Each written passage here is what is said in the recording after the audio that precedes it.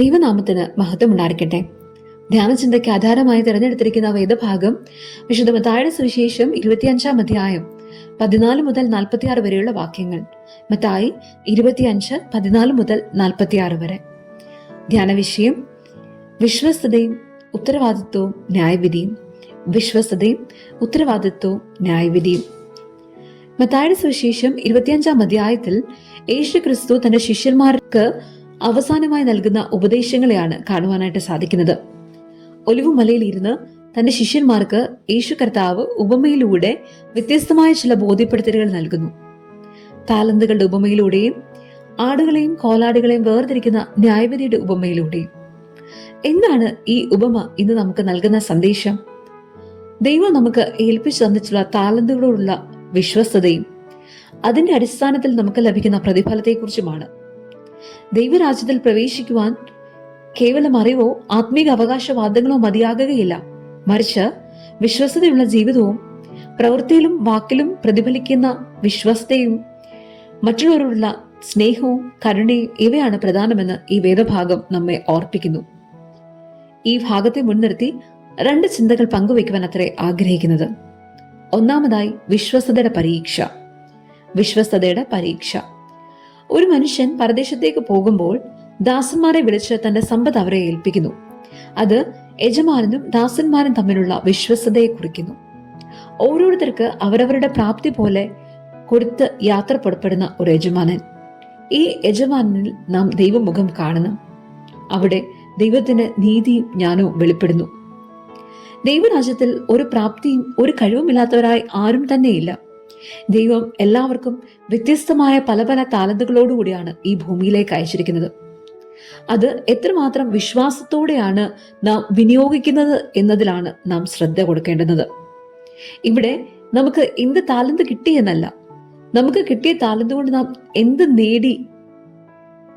ദൈവം അന്വേഷിക്കുന്നത് കേവലം പ്രതിഫലത്തെ അല്ല, മറിച്ച് വിശ്വസ്തതയാണ്. 5 താലന്ത് കൊണ്ട് വേറെ 5 കൂടെ നേടിയവനും 2 താലന്ത് കൊണ്ട് വേറെ 2 കൂടെ നേടിയവനും ലഭിക്കുന്നത് ഒരേ പ്രതിഫലമാണ്: നല്ലവനും വിശ്വസനുമായ ദാസനെ എന്നുള്ള പ്രതിഫലം. എന്നാൽ 1 താലന്ത് ലഭിച്ചവൻ യജമാനനുള്ള ഭയം കൊണ്ട് തന്റെ കഴിവുകളെ, തന്റെ താലന്തുകളെ നിലത്ത് മറച്ചു വെക്കുന്നു. അവിടെ ആ ദാസന് ലഭിക്കുന്ന പ്രതിഫലം എന്താണ്? മടിയനും ദുഷ്ടനുമായ ദാസനെ. ഈ ദാസൻ തന്റെ കഴിവ് നഷ്ടപ്പെടുത്തുന്നില്ല. പരാജയ ഭയം കൊണ്ടും എനിക്കൊന്നും പറ്റില്ല എന്ന ചിന്ത കൊണ്ടും തന്റെ കഴിവുകൾ ഉപയോഗിക്കാതിരിക്കുന്നതാണ് അവർ ചെയ്യുന്ന പാപം. വിശ്വസ്തർ യജമാനന്മാരുടെ സന്തോഷത്തിലേക്ക് പ്രവേശിക്കുന്നു. മടിയന്മാരോ ഇരുട്ടിന്റെ അനുഭവത്തിലേക്ക് പുറന്തള്ളപ്പെടുന്നു. ദൈവം നമുക്ക് നൽകിയിരിക്കുന്ന താലന്ത് എന്താണ്? അത് നാം എത്രമാത്രം വിശ്വാസത്തോടെയാണ് ഉപയോഗിക്കുന്നത്? ദൈവം നമ്മെ ഏൽപ്പിച്ചിരിക്കുന്ന താലന്തുകളെ വിശ്വാസത്തോടെ ഉപയോഗിക്കാതെ പോയ കുറവിനെ ദൈവസന്നിധിയിൽ ഏറ്റുപറയാം. നല്ലവനും വിശ്വസനുമായ ദാസനെ എന്നുള്ള വിളിക്കായി ദൈവസന്നിധിയിലേക്ക് നാം കാതോർക്കാം. രണ്ടാമതായി, ഉത്തരവാദിത്വത്തിന്റെ പരീക്ഷ. ഉത്തരവാദിത്വത്തിന്റെ പരീക്ഷ. യേശു കർത്താവ് രാജാവായി വന്ന് ന്യായവിധി നടത്തുന്നു. അപ്പോൾ സകല ജാതികളും അവന്റെ മുൻപിൽ കൂടും. ഇവിടെ വിധിയുടെ മാനദണ്ഡം എന്താണ്?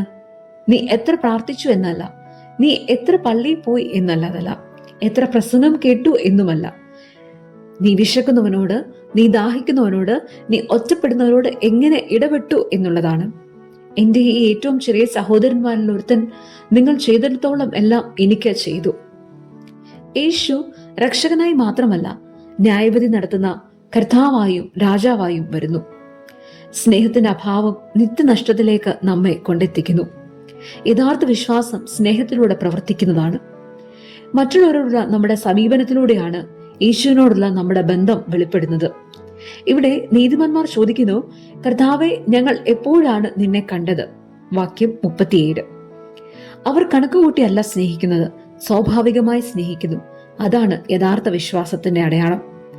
എന്നാൽ കോലാടുകൾക്ക് രാജാവ് ചുമത്തുന്ന കുറ്റം എന്താണ്? 42 വാക്യം, എനിക്ക് വിശന്നപ്പോൾ നിങ്ങൾ എനിക്ക് ഭക്ഷിപ്പാൻ തന്നില്ല. അവർ കുറ്റം ചെയ്തോ? ഇല്ല. അവർ ദോഷം ചെയ്തോ? ഇല്ല. സ്നേഹിക്കാൻ അവസരമുണ്ടായിട്ടും അത് അവഗണിച്ചു. നീ എന്തു ചെയ്തു എന്നതിനേക്കാൾ നീ എന്ത് ചെയ്യാതിരുന്നു എന്ന് ദൈവം നമ്മോട് കണക്ക് ചോദിക്കുന്ന ഒരു ദിവസമുണ്ട്. മനുഷ്യരോടുള്ള അവഗണന അത് ക്രിസ്തുവിനോടുമുള്ള അവഗണനയായി നാം മനസ്സിലാക്കണം. ക്രിസ്തീയ ജീവിതം കേവലം വാക്കുകളിലല്ല, കരുണയിലാണ് അളക്കപ്പെടേണ്ടത്. നീ എത്ര പേരിൽ ക്രിസ്തുവിനെ കാണുന്നു? ഈ ഒരു ചോദ്യം നമ്മുടെ ഉള്ളിൽ വെല്ലുവിളിയായി നിൽക്കണം. എന്റെ ചുറ്റുമുള്ള വിശപ്പുള്ളവരെ ഞാൻ കാണാറുണ്ടോ? എന്റെ ജീവിതത്തിൽ ആരെങ്കിലും ഞാൻ മനഃപൂർവ്വമായി അവഗണിക്കാറുണ്ടോ? എന്റെ വിശ്വാസം മറ്റുള്ളവർക്ക് അനുഭവപ്പെടുന്നുണ്ടോ? വിശ്വാസം കണ്ണുകളിൽ കാണുകയും സ്നേഹം കൈകളിൽ അനുഭവിക്കപ്പെടുമ്പോഴാണ് ക്രിസ്തീയ ജീവിതം അർത്ഥപൂർണമായി തീരുന്നത്. ഈ വേദഭാഗം നമ്മുടെ മുന്നിൽ ഉയർത്തുന്ന 2 വെല്ലുവിളികളുണ്ട്. ഒന്ന്, ദൈവം നമ്മെ ഏൽപ്പിച്ച കഴിവുകളോട്, താലന്തുകളോടുള്ള നമ്മുടെ സമീപനം. 2, അപരനോടുള്ള നമ്മുടെ സമീപനം. നിനക്ക് ലഭിച്ച താലന്തിൽ നീ വിശ്വസ്തനാണോ? നിന്റെ വഴിയിൽ വന്നവരിൽ നീ ക്രിസ്തുവിനെ കാണുന്നുണ്ടോ?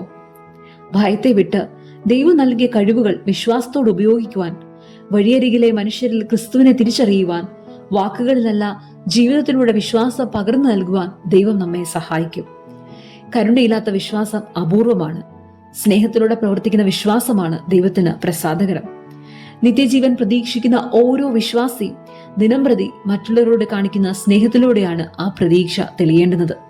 നമുക്ക് ലഭിക്കുന്നതിനെ മറ്റുള്ളവർക്ക് പ്രയോജനകരമാവണ്ണം ഉപയോഗിക്കുവാനും അതിലൂടെ ക്രിസ്തുവിനെ വെളിപ്പെടുത്തുവാനും ദൈവത്തിന്റെ പരിശുദ്ധാത്മാവ് നമ്മെ സഹായിക്കട്ടെ എന്ന് പ്രാർത്ഥിക്കുകയും ചെയ്തുകൊണ്ട് നിർത്തുന്നു. ദൈവം നമ്മെ അനുഗ്രഹിക്കട്ടെ. ആമേൻ.